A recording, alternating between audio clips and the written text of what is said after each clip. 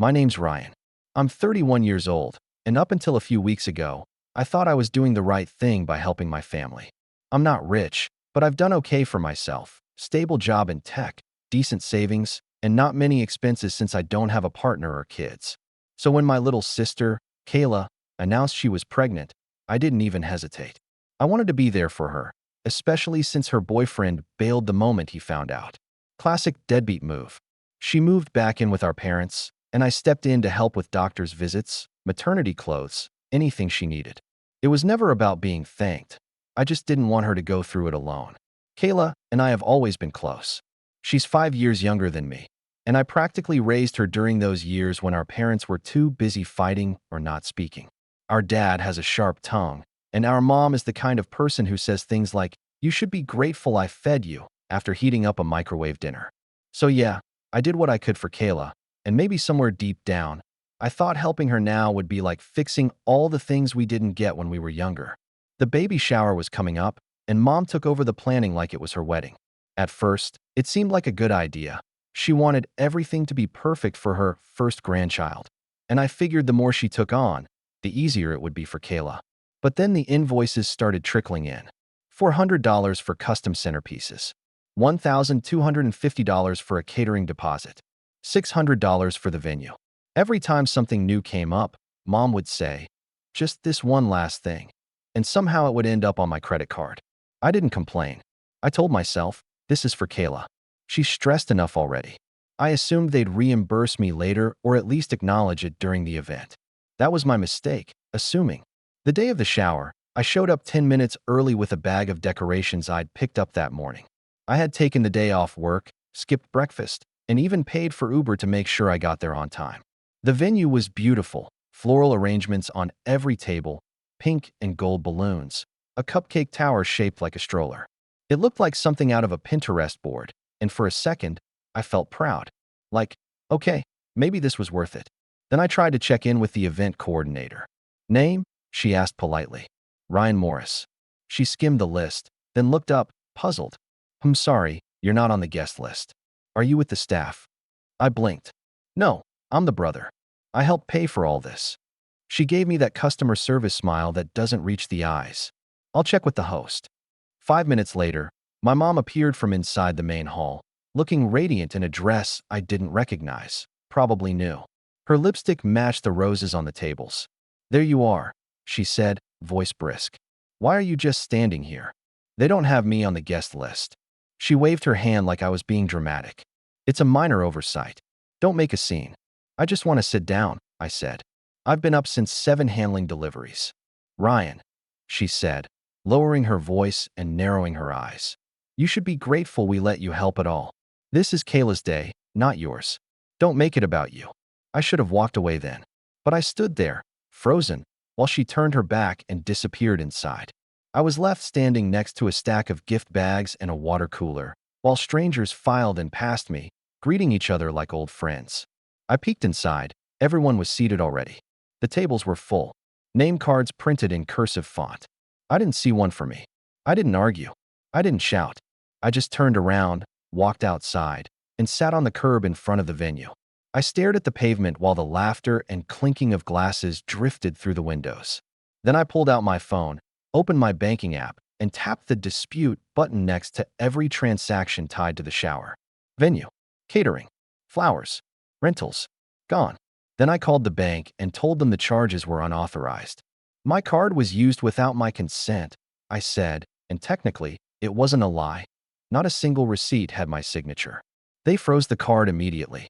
That night, I turned off my phone and went to bed early. No calls, no messages, just silence.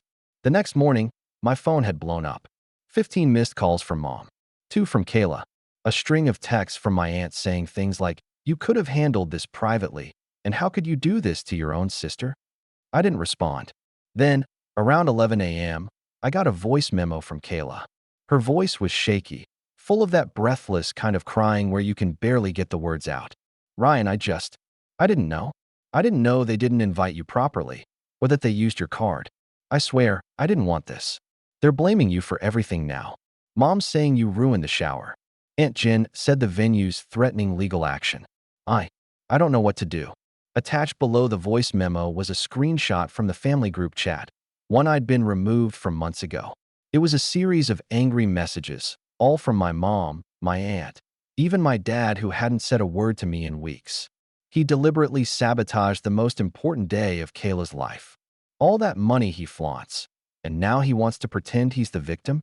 Typical Ryan, always making it about himself. We never should have let him be involved in the first place. And then one from my mom that made my blood run cold. He's always been a burden. Now he's finally shown his true colors. I stared at that last message for a long time. Something in me shifted. This wasn't just about the baby shower. It was everything. Every quiet comment. Every time they'd treated my support as obligation. Every sacrifice I'd made that had been brushed off as expected. And now, when I'd drawn a single boundary, they were ready to paint me as the villain. I felt numb. Not angry. Not hurt. Just hollow. I didn't reply to Kayla right away. I didn't even know what to say. She didn't deserve the fallout. Not all of it, anyway. But I also wasn't about to be the family scapegoat anymore. That afternoon, I logged into a few other accounts, ones my mom didn't know I had access to. I'd set up the original baby shower website, the RSVP system, even the photo booth account. All under my email. All paid for with my card. I opened a blank note and started making a list. Every login, every invoice, every message. I didn't know exactly what I was going to do yet, but I knew this. I wasn't going to let them rewrite the story. They wanted to pretend I never existed? Fine. But they'd remember the day I stopped being their silent wallet. And it wasn't over. Not yet. The next few days were a haze of silence. Or, at least, on my end. The group chat I'd been kicked out of was clearly alive and flaming. Kayla kept forwarding me snippets, and I could tell she was torn. She never outright defended me, but her messages to me were soft, hesitant, laced with guilt. Maybe if you just explained what happened. I don't think they meant to exclude you. They're just stressed right now. Stress. That word again. Like it was some magic excuse for cruelty. I didn't respond, not because I was trying to be cold, but because I had nothing left to explain. I'd spent years cushioning the sharp edges of this family with my silence. Paying bills without asking for payback. Swallowing comments that would have made any friend walk away. And for what? By Friday, the venue had filed a chargeback dispute through the bank. I wasn't surprised. I knew how this worked. They'd probably be reimbursed, but the point wasn't the money. The point was the power shift. Suddenly, everyone was scrambling to clean up the mess I had quietly, efficiently created by simply removing myself. It was amazing how quickly things unraveled once I stopped holding everything together. That evening, I got another voice memo from Kayla. This one was shorter. They're asking me to cut you off. Mom said if I keep talking to you, she won't help with the baby anymore. I don't know what to do, Ryan. She was crying again. I sat with the message playing on repeat, each listen cutting deeper. It wasn't her fault, not completely.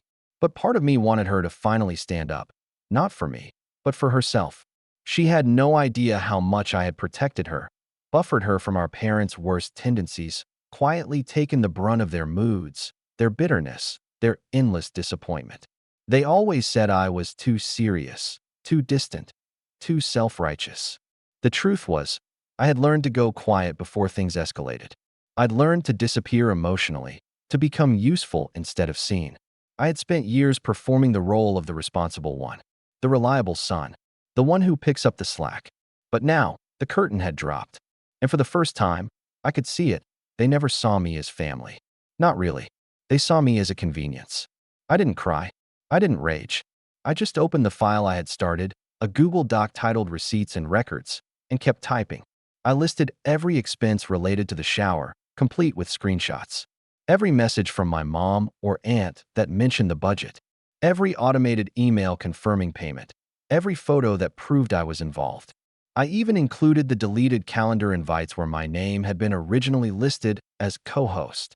Because yes, I saw those. Just like I saw when they vanished. I didn't plan to send it to the family, not yet. But having it was like armor. Proof that I hadn't imagined any of this. Saturday morning, I got a knock on my door. That was unusual. No one in my family ever showed up unannounced. I peeked through the peephole and immediately felt my jaw tighten. It was my father. He stood there with his arms crossed, posture stiff, mouth set in a line like he was preparing for court. I hadn't seen him in person since Christmas. Back then, He had made a joke during dinner about how I was basically a bachelor with a savings account, and then chuckled like it was the funniest thing in the world. I hadn't laughed. I opened the door partway, hand still on the knob. "Can I help you?" He gave me a tight smile. "I just want to talk. Man to man." I almost closed the door right then, but something made me leave it open. He stepped inside without asking. The air changed immediately, like a storm cloud had followed him in. He didn't sit, just hovered, glancing around my apartment like he expected it to be either filthy or depressing. It was neither. Neat, quiet, clean. "Look," he said finally. "I don't know what all this drama is, but your mother's in tears. Your sister's a wreck. You've made your point. Now undo whatever it is you did with the money." I blinked. "Excuse me. Don't play dumb. The venue called. The catering service is furious. The florist is threatening small claims court. Is that really how you want your niece to come into the world, surrounded by lawsuits?" It was such a wild leap in logic I almost laughed. "I didn't do anything illegal," I said. "I disputed charges made without permission. You know, fraud." He scowled. "Fraud? You paid for it." "No," I said evenly. "I was told to pay for it. I wasn't consulted. I wasn't invited. I wasn't even acknowledged. I was used." There was a pause. Then he said, "This is because you didn't get a name tag?" It was the same tone he used when I was 16 and caught him yelling at my mom, and he told me I was too sensitive. The same voice that brushed off my feelings like lint from his jacket. "No," I said. "It's because I finally realized I'm not part of this family. I'm a wallet, a workhorse. And the second I stopped pulling the cart, I'm the villain." He didn't reply. I waited. He looked like he wanted to yell, or maybe apologize, but couldn't choose which would make him feel more in control. "You think Kayla needs this stress?" he finally said. "You think she's not going through enough? That did it. You let this happen to her," I said, my voice calm but shaking with how much I was holding back. "You let mom run wild. You stood by while she weaponized guilt and control like it was a second language. And now that it's blowing up, you come here to tell me I'm the problem?" He didn't move. He just looked at me like he didn't recognize who I was anymore. Maybe he didn't. Maybe I was done being the son he could ignore until it was convenient. After a long silence, I opened the door and stepped aside. "You can go now." He didn't say another word. Just walked out, stiff-backed and seething. The second the door shut behind him, I locked it and sat down on the floor. I don't know how long I sat there. Maybe 10 minutes. Maybe longer. Then my phone buzzed. It was another screenshot from Kayla. This one wasn't from the family group chat. It was a text directly from mom to Kayla. "You better get him under control. If he ruins the baby's arrival too, he's out of all our lives for good." Below that, Kayla had written, "Ryan, I'm scared. They're talking about cutting you off, but they're acting like you're the one tearing this family apart." I stared at the screen, my heart thudding in my chest, the weight of years pressing down on my shoulders. And that's when I realized something. They weren't scared of losing me. They were scared of losing their hold on me. And I had just started pulling the thread that held everything together. I hadn't decided what to do yet, but they were about to learn something very important. I don't go quiet anymore. Not this time. The next morning, I woke up to a flood of missed calls again. 24 in total, plus 5 voicemails from my aunt, 2 from my mom, and 1 from an unfamiliar number I didn't recognize until I heard the voice on the recording. "Hi Ryan, this is Candace from Willow and Pine Events. We're still trying to sort out the situation regarding the payment dispute for last weekend's baby shower. I know tensions are high, but we'd love to resolve this amicably. Please call me back when you get the chance. Thank you." I didn't call back. Not yet. I wasn't ready to talk to anyone, especially not while I was still figuring out where this was all headed. But the voicemail made something click. I realized I wasn't the only one whose silence held weight. Now that I had withdrawn, financially, emotionally, logistically, the web of unpaid invoices, bad credit, and angry vendors had landed squarely in their laps. For once, the chaos wasn't mine to manage. That feeling? It was strangely liberating. I made coffee, opened my laptop, and stared at the folder labeled "The Shower." It held everything. Scans of every receipt, timestamped texts, email chains where my mom begged for last-minute upgrades, saying things like, "Ryan's covering it, just do it," like I was some faceless bank. There was even a note from the florist thanking me for my generous payment and hoping I'd return for future events. I had enough documentation to make a courtroom wince, and I wasn't planning on suing. I wasn't interested in scorched earth. Not yet. But I wasn't going to roll over either. I knew my family. The louder they got, the more desperate they were to cover their own shame. I'd seen it before. Growing up, every fight ended with me being told to just let it go or be the bigger person, which in our household meant say nothing and clean up the mess. But something about that text from Mom, "You better get him under control," had flipped a switch. She wasn't just angry. She was afraid. Not of what I'd done, but of what I could still do. I called Kayla. She picked up on the first ring. "Ryan," she said, breathless, like she wasn't sure if I'd yell or hang up. "Thank you for calling back. Are you okay?" There was a long pause. "No, I don't think I am." It wasn't what I expected to hear. And the way she said it, quiet, raw, hit me harder than I'd prepared for. "They're trying to spin everything," she whispered. "They told the family you stormed out because you were jealous, that you wanted to steal my moment. Uncle Rick said he always knew you were difficult. And Mom, she told Grandma that you faked the charges just to embarrass us." I didn't speak. I didn't trust my voice. "I didn't even know half that stuff was on your card," she said, her voice trembling. "She told me you offered, that you wanted to make it special." I closed my eyes. She lied to both of us. I know. Those two words landed like a stone in my chest.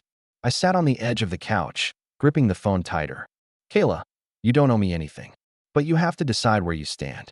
If you keep letting her speak for you, this is only going to get worse." "I know," she said again. "And I think I've let them speak for me my whole life." That caught me off guard.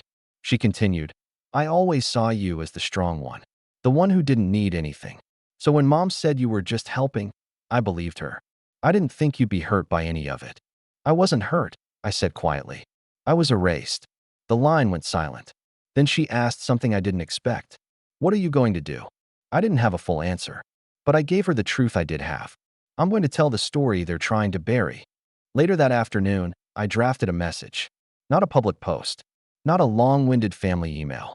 Just a simple, factual statement addressed to the people who had started texting me, demanding explanations or apologizing vaguely if they misunderstood. "Hi everyone. Just wanted to clear up some confusion. I didn't storm out of Kayla's shower. I left after realizing I wasn't listed on the guest list for an event I financed almost entirely. My credit card was used for over $5,300 in charges, which I disputed after being excluded from both the planning and the actual celebration. I have receipts, emails, and screenshots to support all of this. Please don't take my silence as guilt. I've just been deciding whether the people who claim to care about me actually want the truth. That's all for now." I didn't send it. Not yet. Instead, I saved it to my drafts and called Candace, the event coordinator. When she picked up, her tone was hesitant. "Hi, Ryan. Thanks for calling back." "No problem. I heard you got caught in the middle." She exhaled like she'd been holding it in for days. "It's been stressful. Your mother's been telling everyone it was a misunderstanding. But none of our staff saw you there that day, and once the payments got flagged, we had to start looking at legal next steps." "I'm not trying to cause trouble," I told her. "But I was never given a formal agreement, never signed anything, and was excluded from the event I supposedly co-hosted. I have everything documented if your company needs it for internal review." There was a pause, then a softer tone. "Honestly, I believe you. And you're not the first person I've seen this happen to." It made me feel something I hadn't felt all week, vindicated. Not victorious, not righteous, just believed.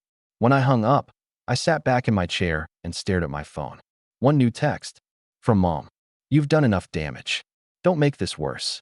"No, please." No apology. Just control, reasserted in 8 words.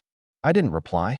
Instead, I opened the Receipts and Records folder again, added a new subfolder titled Legal Options, and began organizing everything, just in case. Not because I wanted a fight, but because they'd already started one. I was just preparing to finish it. But just as I was about to shut down for the night, a new email pinged in. It was from someone unexpected. Subject line, "Your sister's registry, update needed." I opened it. Inside was a notification saying my payment for the registry delivery had been declined, and that the account was now frozen due to suspected fraud. I never even signed up for the registry, but I knew who did. And that was the moment I realized. They were still using my name, still using my card, still pretending I was part of their plan, even after cutting me out of their lives. And this time, they went too far.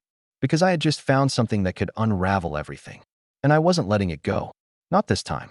I didn't sleep that night. The email about the registry played on repeat in my mind. Not just what it meant, but what it confirmed. Even after everything, they were still dragging me into their chaos. Still using my name like it was public property. Still assuming I'd never fight back. They thought they could spend my money and silence my voice in the same breath. But this time, I had something they didn't. I had proof. By morning, I had compiled every piece of it. The invoice trails, the registry logins, the unauthorized charges, even the updated shipping information that revealed everything from diapers to nursery furniture was set to be delivered under my name to their house. And I knew why. Because they thought I'd cave, that I'd get scared when lawyers got involved, that I'd rush to clean up the mess like I always had. But they didn't know the version of me who'd spent the last week realizing how little my sacrifices ever meant to them. They didn't know the version of me who was done apologizing for taking up space. Around noon, I drafted an email. Not dramatic, not emotional, just clear, direct, cold. To Mom, Dad, Aunt Jen, Uncle Rick, event vendors, bank fraud department. Subject, final statement regarding baby shower and unauthorized activity. Hello. This email serves as an official record of my position in regard to the recent baby shower for Kayla Morris and the use of my financial and personal information without consent. On the date of the event, I was not included on the guest list, nor acknowledged as a contributor, despite having covered over $5,300 in expenses across multiple vendors. This includes the venue, catering, floral arrangements, and decor. These charges were placed on my card without formal approval or written agreement, and as such, were disputed according to my bank's fraud policy. I have attached the following documentation for clarity. Receipts of charges made to my account. Screenshots of text/email messages implying my consent without direct communication. Screenshots confirming I was not included in planning nor attendance. Registry creation logs and updated shipping information tied to my credentials. This constitutes identity misuse and unauthorized financial activity. If further charges are attempted using my information, legal steps will follow immediately. I am officially withdrawing from all further financial and logistical responsibilities regarding the shower, the registry, and any related events. Do not use my name, card, or contact details for anything moving forward. I am not interested in reconciliation or mediation. This is not an invitation to discuss. It is closure. Regards, Ryan Morris. I hit send. Then I sat back and waited. It didn't take long. 30 minutes later, my phone rang. Mom. I didn't answer. Then came the text. How dare you email the vendors? Do you know what you've done? I didn't respond. 5 minutes later, a new email came in from the event venue, thanking me for the documentation and confirming they had escalated internal review. Translation, someone was about to get sued, and it wasn't me. Then came a long, rambling voicemail from my aunt, crying about how I was tearing the family apart. I recognized the tactic. They weren't sorry for what they did. They were sorry I stopped letting them get away with it. But the worst was yet to come. That evening, Kayla showed up at my door. No warning, no text, just a soft knock, followed by a hesitant, Ryan? It's me. When I opened the door, she was holding a manila envelope. Her eyes were swollen from crying, and her hands were shaking. I didn't know where else to go, she said. I let her in. She walked past me, sat down on the couch, and placed the envelope on the table like it was radioactive. What is that? I asked. She looked up at me, and I saw the exhaustion in her eyes. Not from the pregnancy, from them. It's everything, she whispered. Bank statements, screenshots, Mom's texts. She told me to create the registry under your name because you'd cover it anyway. She said it was your duty. I didn't move. She told me if I didn't go along with it, she'd pull the nursery support. Said I was ungrateful for everything she was doing. Said I was acting just like you. The words hit me like a slow punch. She turned me against you, Ryan. And I let her. We sat in silence for a long time. Finally, I said, you didn't turn against me. You were trapped in the same loop I was. She sniffled. I thought if I just went along with it, things would be easier. But now I'm getting letters from the registry. The vendors are demanding payments. And Mom's saying it's all my fault. She paused. I need to get out. That's when I realized this wasn't just about me anymore. She was still their target. And now she was carrying a child who'd grow up in the middle of that dysfunction, unless someone broke the cycle. I reached for the envelope, leafed through the contents, and nodded. We'll sort this out. Together. That week, Kayla moved in with me. It was cramped. My one-bedroom apartment wasn't designed for 2 adults and a baby on the way, but it was peaceful. No shouting, no guilt-tripping, no strings attached. And as for my parents, they spiraled.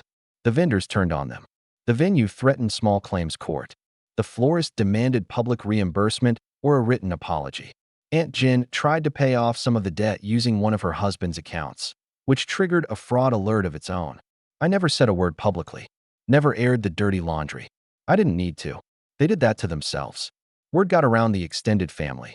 My cousin emailed me, saying, "I had no idea it was that bad. I'm so sorry." Even my grandmother, who had always sided with my mom, wrote me a letter. "I don't know what they were thinking. You've always been the steady one. I hope you know I'm proud of you. And Kayla too." It wasn't much, but it was enough. 2 months later, Kayla gave birth to a healthy baby girl. She named her Emily, after a book we used to read as kids. Her middle name? Hope. That first night in the hospital, while she slept and the baby curled against her chest, I sat beside them in the chair and watched the city lights flicker beyond the glass. For the first time in years, I felt something like peace. I wasn't angry anymore. I wasn't bitter. I was free. They tried to erase me from the story, but I took the pen back, and I wrote the ending myself.